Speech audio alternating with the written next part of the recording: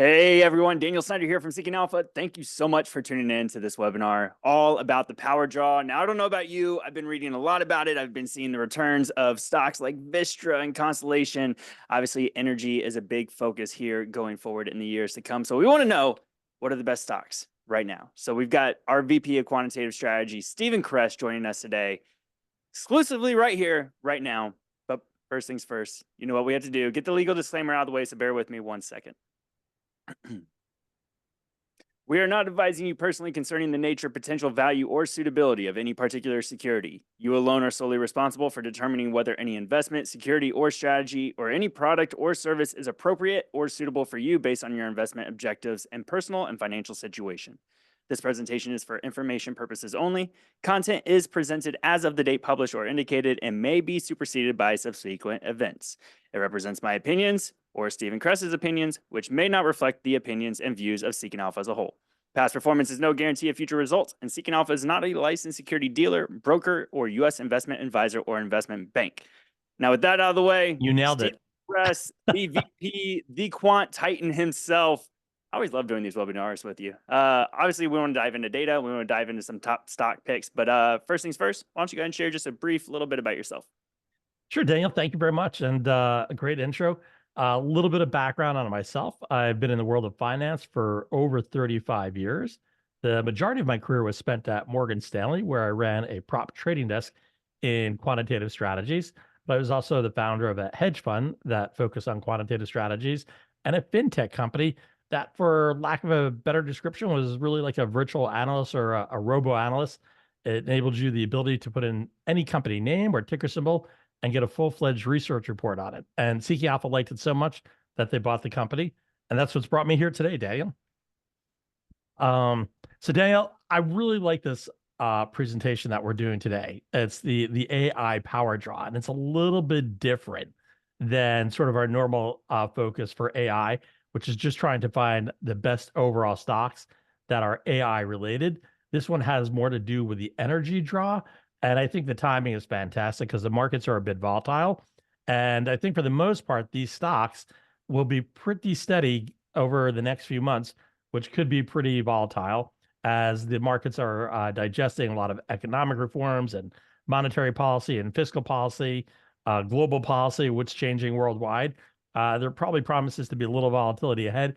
And I think these stocks are absolutely perfect, but they're also tied to immense growth sector at the same time. So a little bit about what we're going to do today. If you're new to the world of quant, I'm going to quickly review why quant.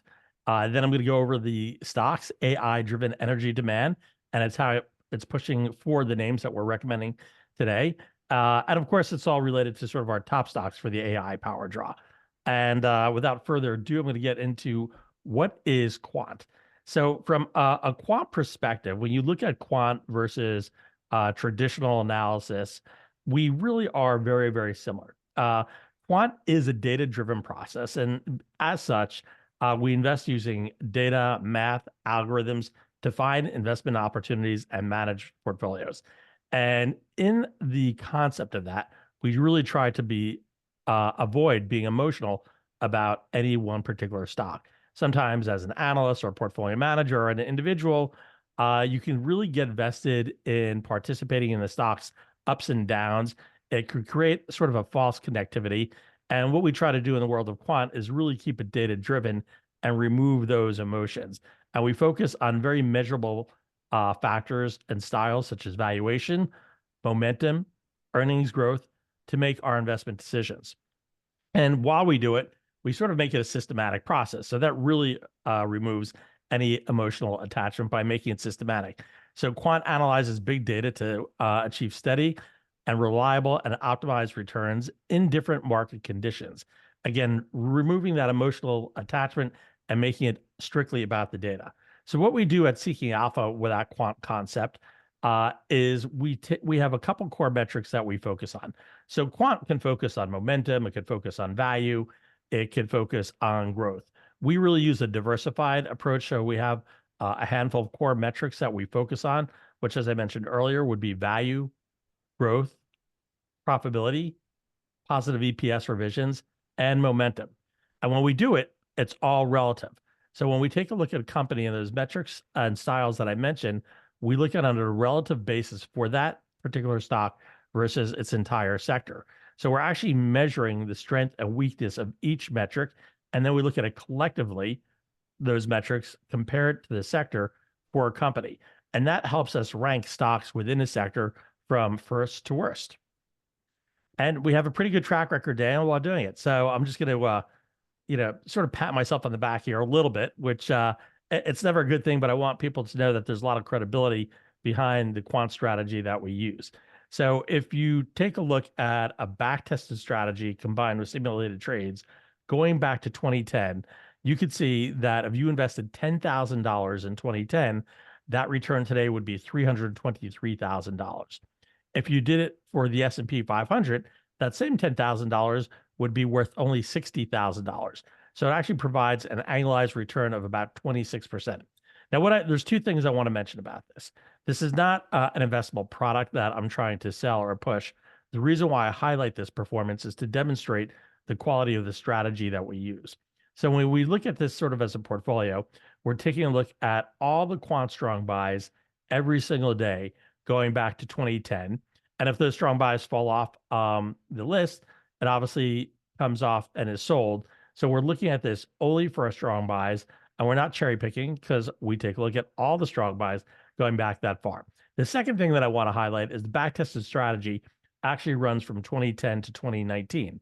After 2019, when this was integrated into Seeking Alpha's platform, we actually measure the simulated trades that take place. So every day it's rebalanced.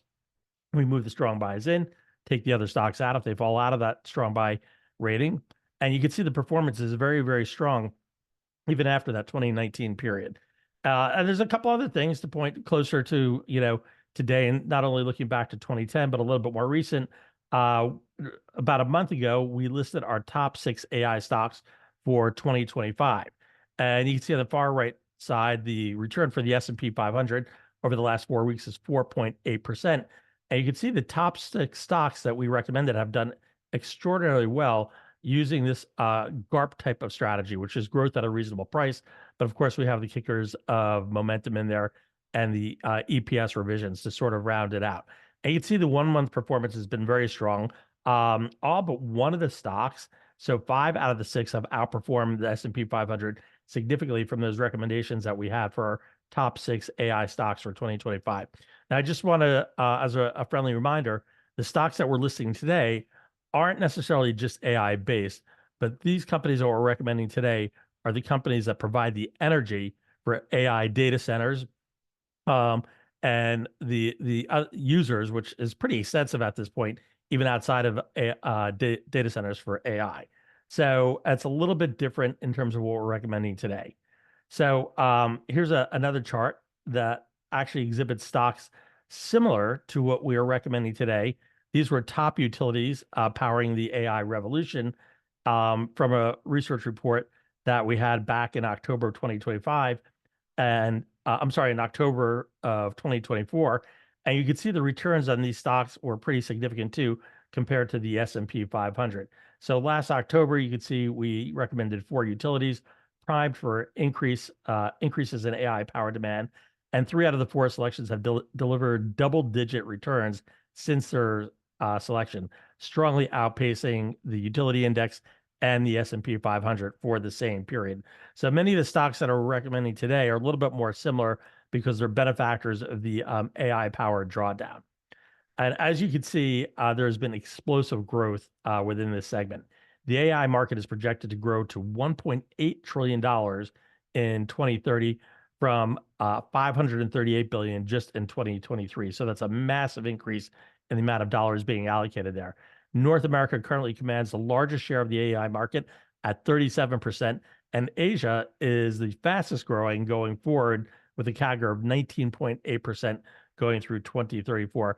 And of course, if you look at the chart on the right-hand side, it really demonstrates the growth. Sometimes a picture is worth 1,000 words, and you can just see the monumental size of that market share. So there's insatiable energy demand. The rapid adoption of AI has significantly impacted sectors that support its electricity needs. A ChatGPT query consumes nearly 10 times more electricity than a normal Google search. And I think that's just like really fascinating. If you use ChatGPT, when you're putting in your query there, to me, it's incredible that it takes 10 times more electricity to generate that. Electricity demands from AI data centers are projected to grow 160% over the next decade.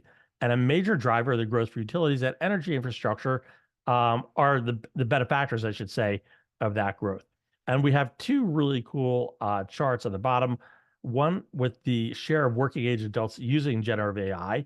And I think that's much higher than most people expect. Almost 40% reported using generative AI, and most use it at least once a day. And I could say firsthand, even I stripped out the data demands that I have to run our model. If I was just using it for narratives, or any word written narratives, I probably use it several times a day myself. Uh, but of course, quant is very close to the world of artificial intelligence. It's really sort of the foundation for it. So of course, we're fairly large in our demand for running our data and energy as well. So I'm very familiar with that. But as I said, if I just strip that out, just on pure writing, I'm using it at least once a day. And on the right-hand side, you can see the U.S. value of private construction for data centers completely soaring. From January 2020 to July of 2024, data center construction spend surged by 180%. That is quite the hockey stick there. And I don't think there's any slowdown in the near future there, Daniel. Steve, just to mention too, like this is just one catalyst that Right. we're talking about here, right? Like cryptocurrency hasn't gone away. EV cars are still on the ramp. Like there is energy needs everywhere, and they're all fighting for the same amount of energy right now, which is obviously why we're talking about the build out here. Yeah, and I think that really became evident in this performance of utilities last year. And normally you could argue that of the market is concerned or defensive. Typically, they go into consumer staples and utilities, but we've just sort of seen this continued demand by investors for utilities that's way beyond what we've seen normally when you're sort of pivoting in that environment of uncertainty. And usually, you can tell by the gyrations. The utility sector will move in and out based on how that sentiment moves, but it's been much more consistent in terms of the share appreciation for the sector. And I'm actually going to show something on that fairly soon. Perfect segue, actually. So here we go. AI's impact on the utility and energy infrastructure sector. Surging demand helped the utility sector, which goes by the sector ETF symbol of XLU, delivered close to an 18% return in 2024, finishing ahead of many other sectors. And as you can see, it's almost sort of the middle of the pack there, but coming in above industrials, consumer staples, energy, healthcare sectors. Some other, those are some other traditional defensive sectors. So clearly finished ahead of that. Utilities with nuclear energy in particular, the generation mix stands to benefit as they're more profitable for the long term, and they have a very reliable energy source. So we're really looking at utility companies that have that nuclear mix inside their portfolio.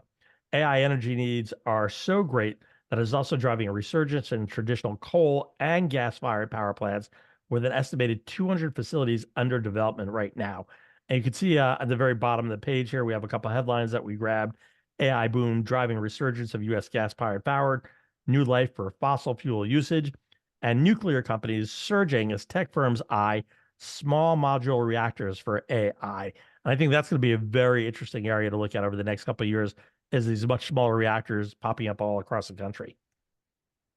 So, Daniel, here we go. Drum roll. Here are the stocks for our the AI power draw, as we refer to it. So these are not the pure AI tech plays, but these are the plays that are benefiting from the power draw that is being created by AI. And you can see we're leading off with the top one with a quant rating of 4.66. We have Entergy Corporation, ticker symbol ETR, currently trading at around $81. You can see with this particular company, the valuation looks fairly expensive, and the growth is, somewhat in line with the rest of the sector. But there is a lot of profitability behind this company, very strong momentum, and very positive EPS revisions. And I think something that we're going to find as a common thread here for many of these energy companies that have diverse portfolios, the growth grades that you see where we have C minus, C. If you took a look at the entire sector, you'd probably see a lot of C's there for growth. And I think in coming years, we're actually going to see those growth grades start to move up from the C category to the B category and the A category, because it's really at the very beginning of this huge demand that we're seeing for data centers and AI. And then when you put it in conjunction with all the electric utility EV that we have out there, there's really a tremendous demand. And also, our economy is fairly strong. We have full employment, so a lot of people using power right now. So I think we're going to continue to see these growth grades move up from that C category to Bs and As. Our second stock is actually not a utility company. It's called PAL Industries, and they're responsible for a lot of construction behind the utility sector. And it ranges from sort of gas powered to coal powered. They provide a lot of solutions, and you're going to find that the infrastructure that they have or the infrastructures that they support play a key role in sort of that supply chain line for the electric utility companies.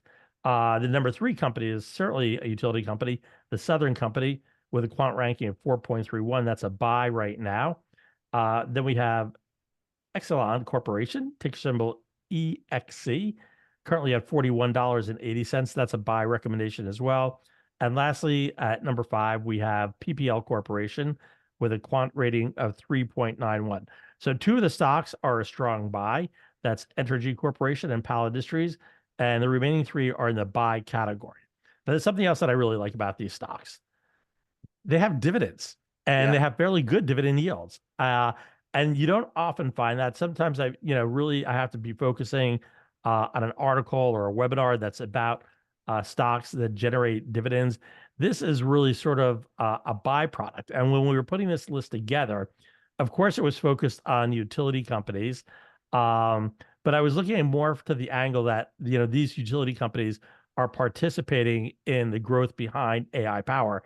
And it was sort of just an afterthought about checking out the dividend yields. And I realized that these companies not only have good dividend yields, the dividend yields are far higher than the S&P 500, and the dividend safety grades are really strong on all these companies too. So whether you're looking at PPL or EXC or Southern Company, those dividend safety grades are very strong. And PAL, which is not in the utility sector, more of an industrial company, actually has an A+ for its dividend safety. So you can see if you look at the far right-hand side what the 4 dividend yields are, 3%, 3.64, 3.37, PAL having the lowest one, which is under 0.5%, and then ETR at 2.93. All the companies, with the exception of PAL, exceed the yield of the S&P 500. But then if you take the average yield, it comes in at 2.68%. And I really like the fact that we're going to an environment where there could be, continued uncertainty, as I said, whether it's fiscal policy, macro policy, monetary policy. There's a lot of uncertainty out there. I think it bodes to be a good year overall, but in the near term, there could be, stocks that are quite volatile. And when you have companies that pay dividends like this, you sort of get paid to wait, and they usually do not get hit quite as hard. I think PAL will be the exception here, because we had a headline out the other day from DeepSeek, which is a provider sort of similar to ChatGPT. And as I mentioned, ChatGPT, when you put a request in an inquiry, it consumes 10 times more energy than a Google search. What they found with DeepSeek is that it's not quite as energy intensive. And a couple of weeks ago, that kind of rocked the world when they came out with the fact that it requires a lot less energy to run their platform. But most of the other platforms, it does require a lot of energy. And as more users come to this environment of AI, whether it's corporate users or individual users such as myself, there's going to be a lot of demand, and that demand is going to have to be provided by the utility sector. So Steve, we should benefit all the way around. I'm glad you mentioned that part about Powell as well, about DeepSeek specifically, because even after DeepSeek was released, I mean, they just announced earnings back on February 6th, beating top and bottom line, and they announced that they still have a $1.3 billion backlog driving revenue. So it seems like it's kind of a little bit of a shrug off. The stock, for what management was saying, and the actual results and the actual backlog, they're looking good. The stock obviously got shrugged off by a lot of investors because they were pretty fearful that there would be a slowdown for construction when that information came out. But the reality is their backlog is absolutely huge. So there's no slowdown in their business, and they had a stellar quarter. I think going forward, like the forward growth rate for the company is a little bit lower than the year-over-year growth rate, and investors are looking at that. But the growth for the company, even with a slowdown from the previous year, is absolutely stellar. We're going to get into that in a little bit. So starting with Entergy Corporation, you can see it's got a huge market cap at 35 billion. This is one of the quant strong buys in the utility sector. It ranks number 2 out of 105, and within electric utilities, it ranks 2 out of 40 stocks that we measure. They're a comprehensive energy provider across the American Southeast, and they have 5 nuclear reactors across 4 sites.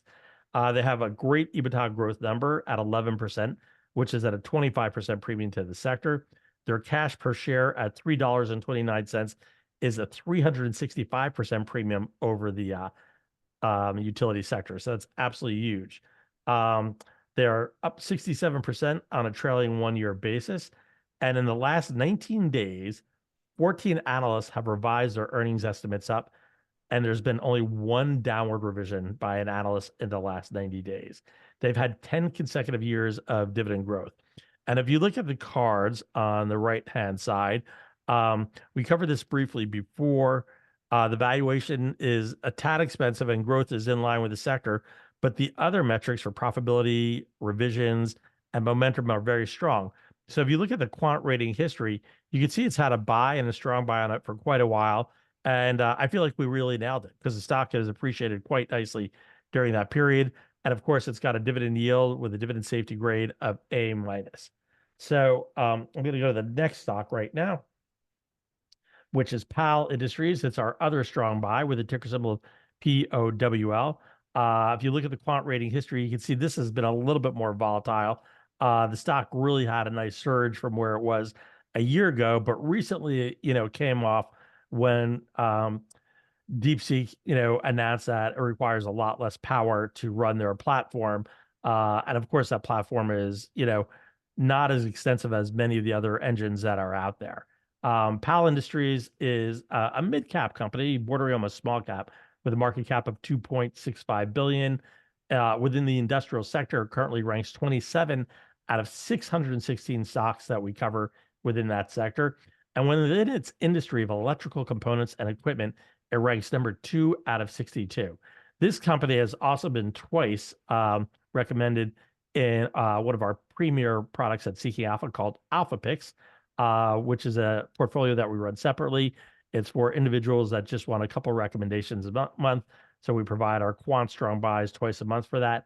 And again, PAL was picked twice for that portfolio. As I mentioned, they manufacture custom engineering solutions within the energy sector. Q4 2024 revenue was up 24%, with net income rising 44%. Their forward EBITDA growth is 48%, and that is a 587% premium over the industrial sector. Their ROE is a whopping 37%, which is a 178% premium to the sector. Yet its valuation, and as you can see, overall the valuation grade is a C, but I like to look at that PEG, which is a combination of PE and growth. The PEG ratio is currently 1.5 times, which puts it at a 22% discount to the sector. And Daniel, as we were discussing, the recent share pullback following DeepSeek presents a possible buying opportunity right here because the stock has come off quite a bit since that announcement. I'm actually going to take us to our platform, Daniel. So we're going to jump into the Seeking Alpha platform. And this is the stock page. And as you can see on the far right-hand side, there is the consensus from Seeking Alpha analysts, which is a hold. The Wall Street consensus is a buy, and the quant is a strong buy. And the underlying factor grades are what make up the quant. And you can see exactly where it ranks in the utilities and electric utility sector. If we were to click on profitability, and what you're looking at right now is Entergy Energy, I believe, Corporation. Just want to make sure, because we did that jump from Powell to ETR here. I may have neglected to mention that. Thank you. I appreciate you bringing it front and center for us. So we're looking at Entergy right now, the profitability page. You'd see the overall profitability grade is B. And a lot of that comes from the EBITDA margin, the net income margin. But particularly if you scroll down, you could see cash from operations and cash per share are huge versus the sector. And these grades are there to provide you with an instant characterization for that metric compared to the entire sector. But it's very transparent. So if you took a look at, say, the second to last row, cash per share with that A minus grade, you can see it's at $3.29 versus the sector at 71 cents. So the cash per share is at a 365% premium to the sector. So again, these grades give you an instant characterization of where it stands versus the sector. Let's click on the revisions here. So this is the actual analyst revisions. And you can see it's got it's got a revision grade of A. And if you look below that, you'll see the last 19 days, 14 analysts have revised their earnings estimate up for the full year for the company, and only one revised it down. And then you can see sort of above what their last quarter came in and what the expected quarter is on the right-hand side. I'm going to pop over to PAL now, to their stock page, and you can see that this is a strong buy. One of the things that I had mentioned, two things. Actually, Daniel mentioned one, how the stock has been weak recently. So I'm going to click on the 1 month graph here, and you can see the stock has actually come down 6.82%. So with a valuation grade of C, it is actually a better valuation now there than it was 6 months ago. And the growth grade remains an A+. And I'm going to click on growth. And you're going to see some pretty incredible growth numbers for PAL here. The revenue growth year over year was 38%. The forward revenue growth is almost 20% compared to the sector at just under 5%. So the forward revenue growth is at a 295% premium to the sector. And then if we take a look, I'm going to go all the way down to EPS gap growth going forward. You can see the growth, the forward gap growth rate is 46% versus the sector at only 9.2%. So the EPS forward growth rate is at a 410% premium to the sector. So this company has huge, huge growth versus the sector. And if we take a look at the revisions, considering what's been going on with DeepSeek and people being skeptical, you can see the last 90 days, there's been one analyst that's taken their number up, 0 have taken it down. So it's sort of not covering all the analysts there, which means for the most part, a lot of the analysts are unchanged in their decision over the last 90 days. Stock down another 4.38% today, but the company giving very strong guidance. And as you can see, one of the top news stories for PAL Industries is that 1.3 billion backlog that Daniel was talking about. I'm going to take us back to the presentation. So going on to the next company, which is the Southern Company, which many individuals may not only know, but use. They have a market cap, a whopping market cap of $93 billion. In the utility sector, currently ranks 5 out of 105. And within the electric utilities sector, it's 4 out of 40. They serve 9 million customers throughout multiple states. And here are some great numbers for the company. They're also recognized as the largest clean energy power generator in the US. They've had 10% growth in data center usage year over year. They have a 10% forward EBITDA growth rate, which is a 19% premium to the sector. They have a 49% trailing EBITDA margin, which is a 32% premium to the sector. And their trailing PEG is 0.35 times, which is a 64% discount to the sector. And their interest coverage is 2.9 times, hence that strong dividend safety grade. You can see the overall valuation grade and the growth grade on their far right sort of fall in line with the sector, but the profitability is tremendous. The momentum on the stock is very good versus the sector, and the revisions are very good for the sector as well. Coming in at number 4 is Exelon Corporation, ticker symbol EXC. This has a market cap of 41 billion, so not that small either. Currently within the utility sector, it ranks 9 out of 105, and within electric utilities, it's 5 out of 40. This is a pure play transmission and distribution utility that was spun off by Constellation Energy in 2022. Data center loaded opportunities doubled between Q1 to Q3 2024.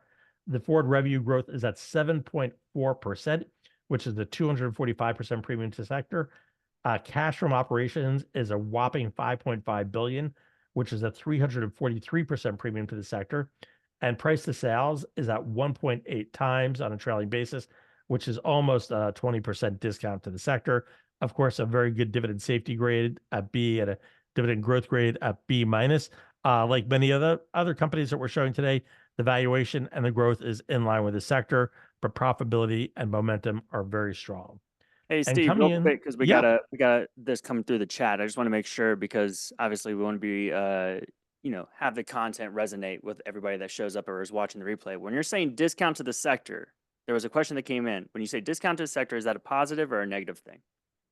well, whenever you look at valuation, that is a positive. So I'm going to take us back to our platform, and we're going to take a look at the valuation grade, which I'm going to click on right here. So you can see for Entergy Corporation, actually today it moved to a D plus, which is still, it's fairly expensive. It's not the most expensive, but I want to point out, all right, this company, if we take a look at the PEG, which is that ratio that I like, it combines PE and growth. You can see it's a B grade. The PEG ratio is 2.59 versus the sector at 2.69. So that puts it at a 4% discount to the sector. Typically, when you're looking at valuation, it's more attractive when it is at a discount to the sector. I think we'll probably find the same thing with PAL. We're going to click on PAL and look at the valuation here. Actually, it is a lot more attractive for PAL. So the overall valuation grade is C, but many of the conventional metrics, such as PE, look pretty good. So for PAL, if we look at the very first row, that's PE non-GAAP trailing. It comes in at 16 times. That's versus the industrial sector at 20 times. So it's cheaper than the sector by 17%. So that would be the discount to the sector of 17%. So on a valuation basis, that's very, very good. However, Daniel, when you look at growth, you want it to be at a premium to the sector. So if we look at the revenue growth year over year for PAL, it's a 38% revenue growth rate. The sector's only at a revenue growth rate of 3.64%, hence the A plus grade, again, giving you that instant characterization that the revenue growth is much stronger than the sector.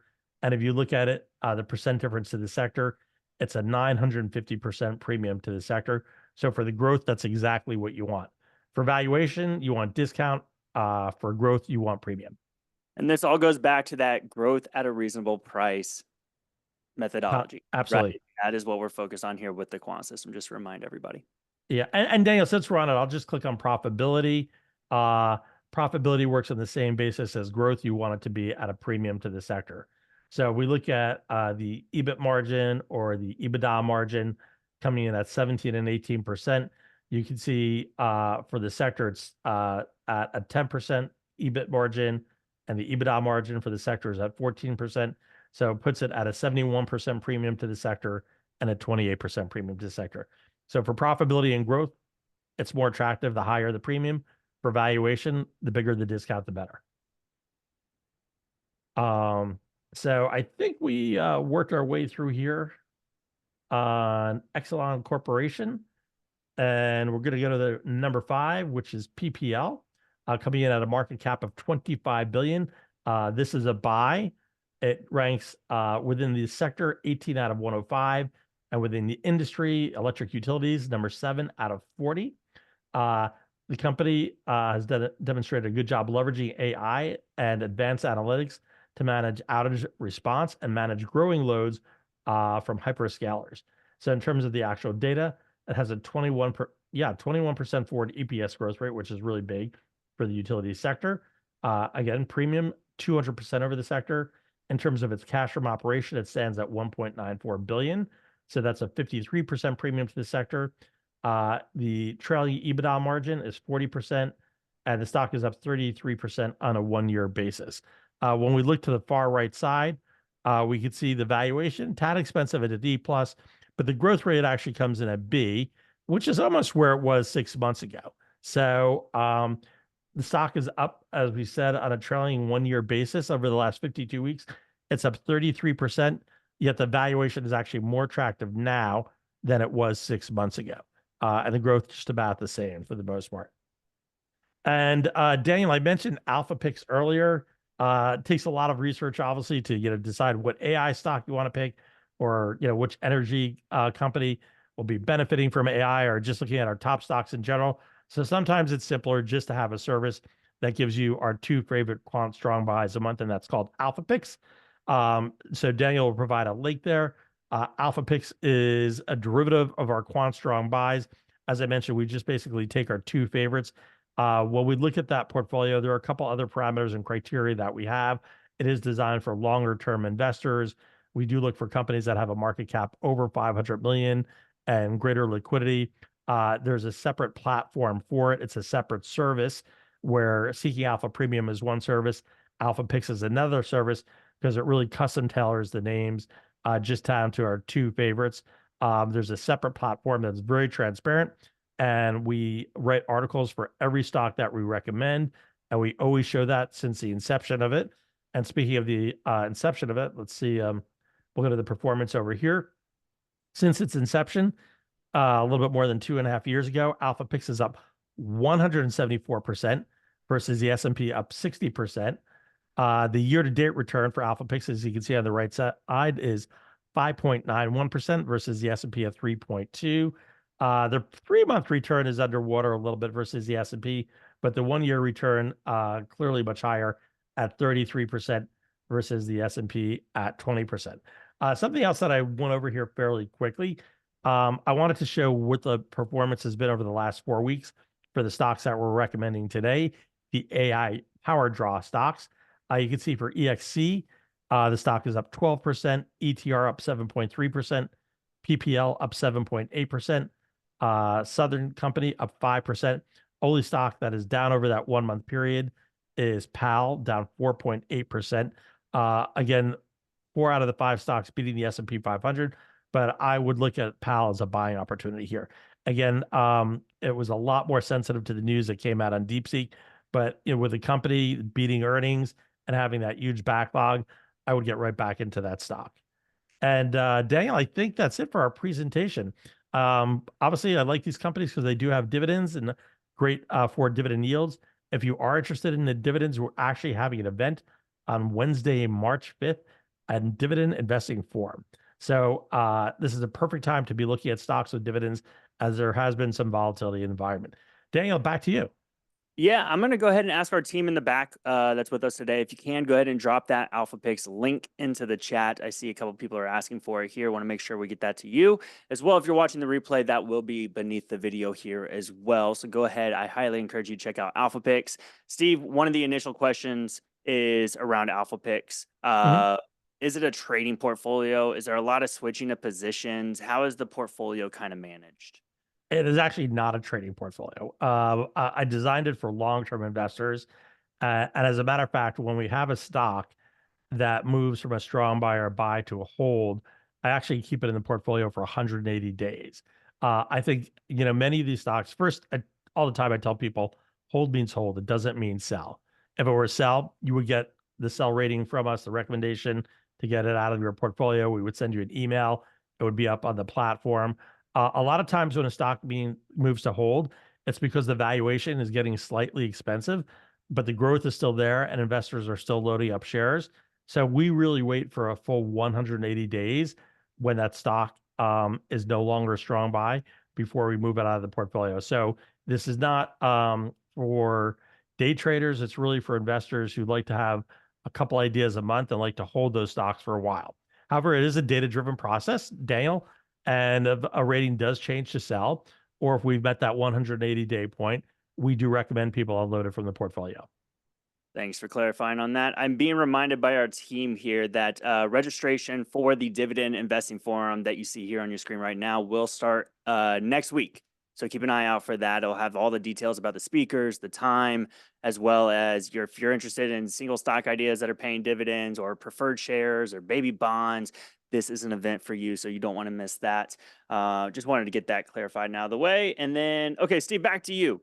There's a question here about valuation, and it kind of goes into momentum too. It's people are looking at the valuation grades that you Mhm. presented on stocks today, and they're going, well, it's not an A, it's not even a B. They're not exactly falling in, and then also some of these are at an all time high price. So what is the case here still that makes should make somebody feel comfortable that these picks are still great opportunities right now?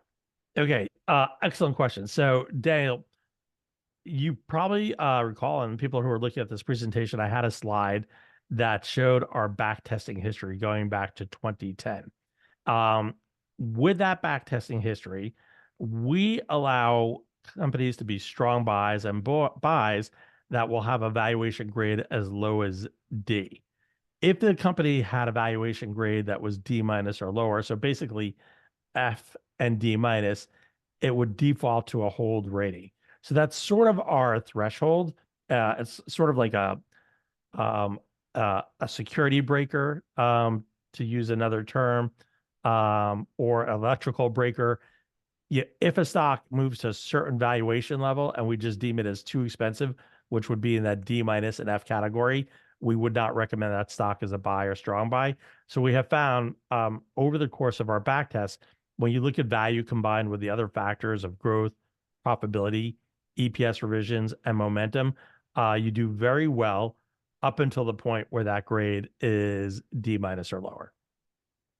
All right, thank you. There's a question, it seems that may have been missed here, but the grades do update every single day before market open, super early in the morning, right, Steve? Isn't it 4, 5, 6 a.m. Eastern? Yeah, between 4 and 6 o'clock, we refresh all the data points every day. So every directional recommendation you see and all the factor grades get updated on a daily basis. And a very transparent system indeed, where you can go back and look at the historical ratings as well. Um, let's see here. There was a question here about the EPS revisions. Maybe you can dive into this. I think people are a little confused when they see the fiscal year EPS revisions versus the 90-day EPS revisions. Maybe you just want to take us to the platform real quick and Dig kind of into it. break that down. Absolutely. All right. So we're on the platform now, and we are going to go to the earnings tab. And on the earnings tab, so I'm really glad that question came up because there is a difference. So first up, I want to say the grade that we have is really it's proprietary to Seeking Alpha. You're not going to really find this on other platforms or even from brokers such as Morgan Stanley or Goldman Sachs or Merrill Lynch. Merrill Lynch. The revision grade actually monitors the number of analysts that have moved their estimates up or down. So it's not actually looking at the estimate itself, it's looking at the quantity of analysts moving up or down. And we have found through our back test that this is actually a really strong predictive factor. So PAL is probably not a great example. Let's go to um, right here. We'll go to Entergy. So they have 14 analysts that have taken their earnings estimate up in the last 90 days, and only one analyst. So again, this is the quantity of analysts taking estimates up or down. So we do it in two parts. The A grade reflects what we use in our quant system, where we're looking at it for the full fiscal year.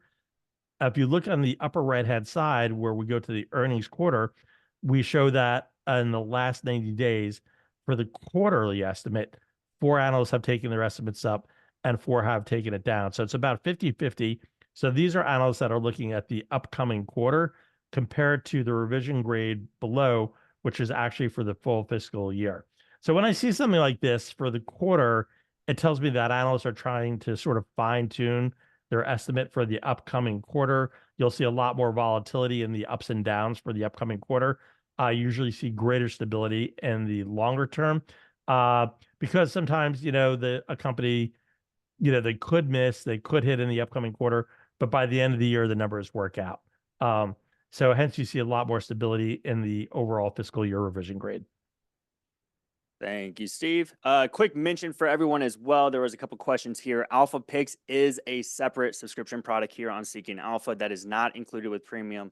We do need to disclose that just so that you're aware. Steve just We'll wants give you a quick picture of what it platform. looks like, Daniel. There you go. Yeah, go ahead and show it off. Yeah, so this is a separate platform. It's Alpha Picks. There's an about page.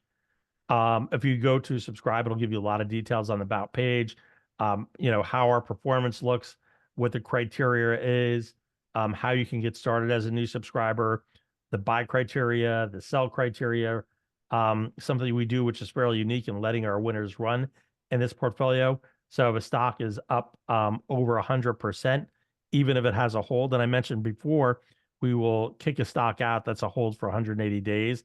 However, if the stock is up over 100%, we consider that a winner. So we will actually only liquidate half of the position and keep half the position, and let that winner run.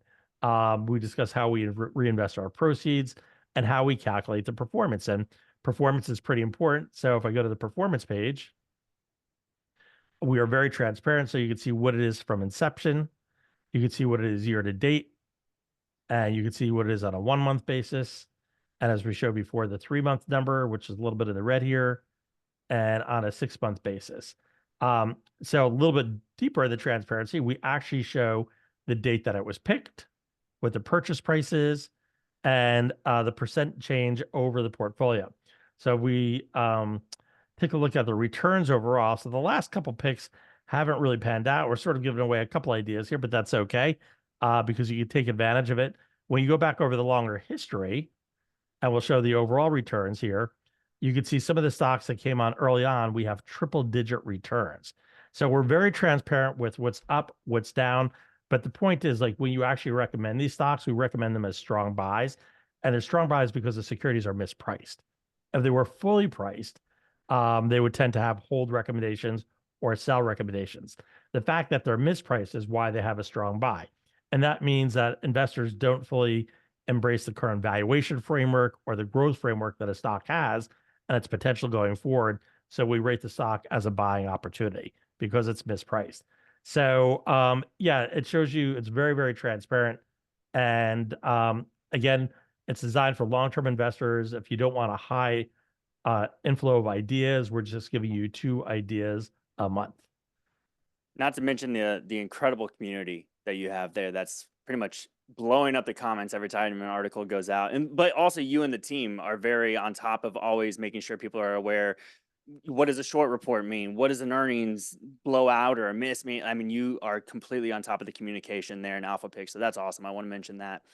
Steve, going back to the platform, if you don't mind, actually, I think Sure. because there's a question here, and they're like, well, what of these stocks that you mentioned today are independent power producers? And well, they're not, but I think we should go to the stock screener here on the left-hand side, just kind of show people that if you want to filter for those independent power producers, which is a hot topic here within the space of AI power draw, right? Like you can easily create a screen, filter it by the sector and industry of independent power producers, and you will actually see that the stocks we have listed here rated by the quant rating system are currently a hold.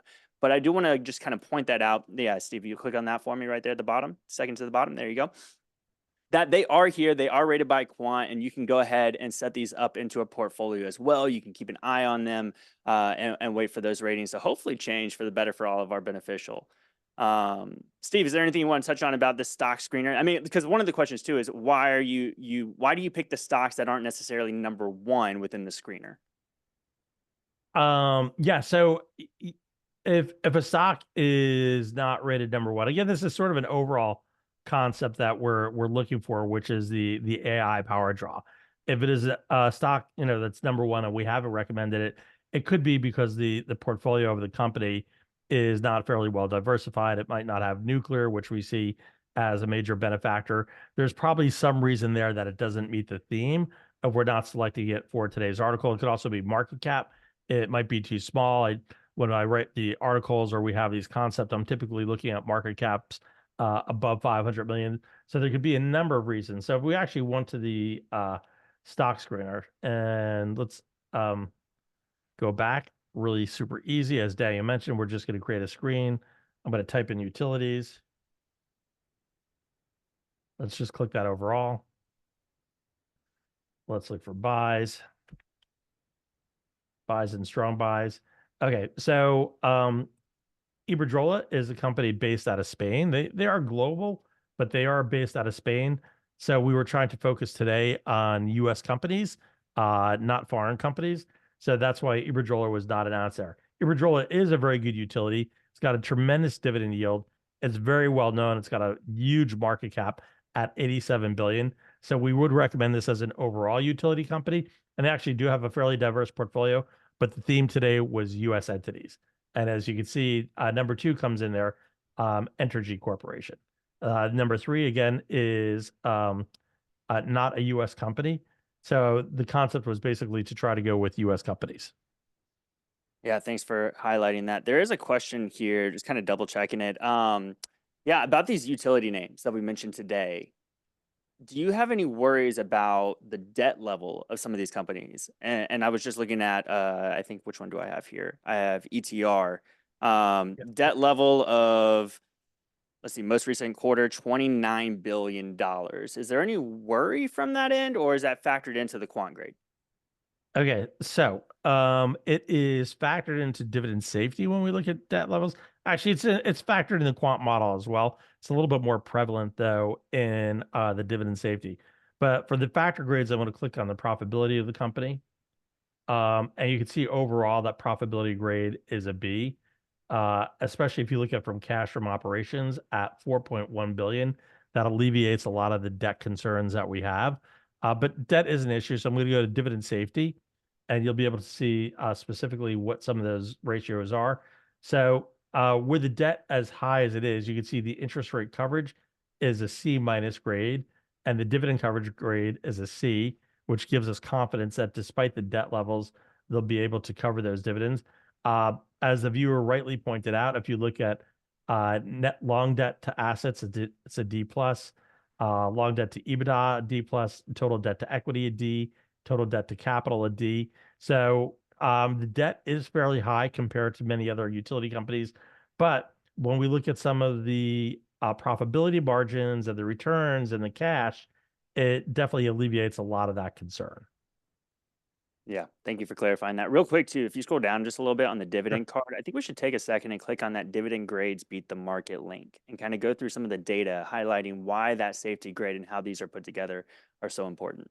Yeah, so this is also a feature that's really unique and proprietary to Seeking Alpha. I created this shortly after I arrived at Seeking Alpha because I found many investors on our platform do look to income generation and dividends. So really, one of the most important parts of buying a company where that has a dividend is you want to make sure that dividend is safe. Because if that dividend is safe and they cut it, that blows your entire investment usually. So we created a system and we back tested it, and the back tests go back to 2010. And with our system, and we showed a lot of the metrics that were there for dividend safety, we found that 98.77% of dividend cuts were averted by owning stocks that had a dividend safety grade between A plus and A minus. And for that matter, we found that 98% of dividend cuts were averted by owning stocks with a dividend safety grade of A plus to B minus. So it gives you a really wide range when you look at that dividend safety grade that historically your dividend has been fairly safe if the grade falls within that level. Conversely, we found that 93% of all stocks that cut their dividend had a dividend safety grade of C plus to F. And we also found that 70% of all stocks that had a dividend safety grade of F had cut their dividend. So that F is a major warning sign. I tend to do feel a little bit more comfortable that, the dividend safety grade is in that C plus or C category, but the data speaks for itself. Historically, 93% of all stocks cut their dividend that had that dividend safety grade between C plus and F. Uh, Additionally, I will mention from a growth perspective, the dividend growth grade is very powerful as well. If you purchased a quant strong buy that had a dividend safety grade of A plus, we have a benchmark that we use, which is the Vanguard. It's widely known. It's the largest owned ETF for dividend and income. And you could see we handsomely beat the Vanguard Big ETF over that back test, which goes back to January 2010. And you can see if you bought Seeking Alpha Strong buys with that dividend safety grade, dividend growth grade of A, the return was 723% versus the Vanguard Big ETF with a return of 482%. So the dividend growth grade, very important in terms of actual capital appreciation.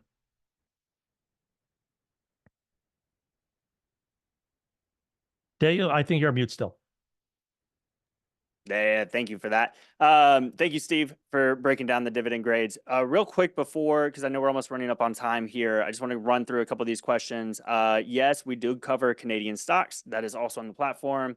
You can add the country field as a filter in the screener as well. You can also add the peg to be a part of the screener. So you can do that through the advanced filters capability on the screener. Steve, question for you came in about alpha picks. I just want to make sure we clarify because it seems like there was a little misunderstanding of methodology. Somebody's trying to interpret how you took that first position off when, for example, SMCI became such a large weighting in the portfolio. So maybe you can just take a moment before we jump off here and kind of touch on the strategy behind alpha picks about letting the winners run, but also managing risk. Yeah, so I'll go back to the platform and you can see some of the early stocks here from 2022 and 23 that had those triple digit returns. So as Daniel mentioned, we do have separate criteria and parameters for alpha picks and the overall quant strong buys. And being that we are recommending these stocks to a lot of new subscribers, many of them will try to copy the weight. So as I mentioned, it's pretty transparent. So we're going to give away a couple more names here, but of course, the power of this is you have to get the service to know when to get out. So just looking at these names alone, it might help you get in, but it's not going to help you get out. So you can see we have the ratings that are strong buy, and you can see the holding levels as well. So people will try to copy if they come in. Many times they'll buy all the stocks in the portfolio because it's had such good performance, and they really want to copy the portfolio exactly as it is. So part of the risk is if you're new and coming in, the largest position, if its concentration is more than 10% of the portfolio, that can start getting a bit risky. We found with Super Microcomputer, we had not yet automated that for that position because we weren't expecting one stock to become 20% of the portfolio so quickly, especially when there's 35 stocks or more in the portfolio. But Super Micro, as you saw, in terms of its performance, it was, let's do that again. It was up 968%. So it was up a tremendous amount from the time that we had picked it in November of 2022. So we closed half of the position to reduce it from 20% of the portfolio to 10% of the portfolio. We now have a systematic rule of a stock ever becomes 15% of the portfolio, it will automatically be cut down to 10% of the portfolio. So that's one of those additional parameters that we have that makes it a little bit different than just looking at a strong buy on the quant system. Appreciate it, Steve. All right, everyone, we are coming up here at time. Steve, I can't thank you enough. I mean, it's kind of interesting to look at historical context of utility companies and thinking about it more of, well, that's the defensive sector. And nowadays it's, no, that is the AI sector almost. Kind of seeing a market change going underneath. So I appreciate Daniel, look at this. Look at the 1 month performance. Just you're mentioning that. So just taking the screener, regardless of what country it's from or the makeup of their portfolios, the 1 month performance for almost, I think, all but two of these top stocks is crushing the S&P 500. Iberdrola is up 2.2%. S&P is up about 4%. The only other one is PAM, which is down about 15%. Every other position that's mentioned is beating the S&P 500 over the last month. So you're absolutely spot on when you say that. I can't imagine how many quant models out there in the world are broken because of this. But Steve, let's go ahead and wrap it up here. Really appreciate you as always. Everyone, thank you for taking the time to watch this webinar. If you're watching the replay, thank you for taking the time as well. If you have any questions, drop them in the comments of the article. And as well, don't forget, check out Alpha Picks. And remember, we have the upcoming Dividend Investing Forum here in March. Be on the lookout for that for registration starting next week. Everyone, have a great rest of the week. Stay safe out Daniel, there. I mentioned tomorrow morning, we're actually going to write an article on this concept. So if you want to take a deeper dive into the stocks, look at Seeking Alpha tomorrow morning, and you will have an article from me, Stephen Cress, on these stocks, and it'll give you a chance to get a little bit of a deeper dive. Thank you, Steve. Yep, make sure you follow Steve on Seeking Alpha. You always get his articles. Thank you, everyone. Have a great week. Take care.